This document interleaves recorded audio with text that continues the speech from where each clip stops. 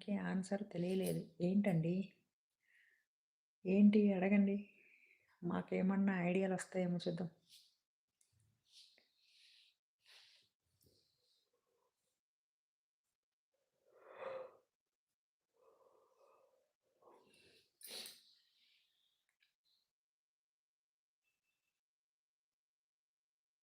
మీ పొడుపు కథ ఏదో అడగండి మేడం. తర్వాత నేను అడుగుతాను. మీ లైవ్ క్లోజ్ అయ్యేటప్పుడు లాస్ట్ ఫైనల్‌గా నేనే అడుగుతాను అందరికి.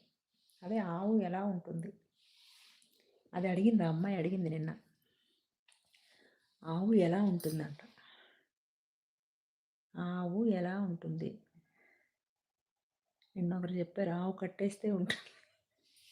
ఆవు కట్టేస్తే ఉంటుందంట. అదిగో రాఖీ తమ్ముడు కూడా అదే చెప్పాడు.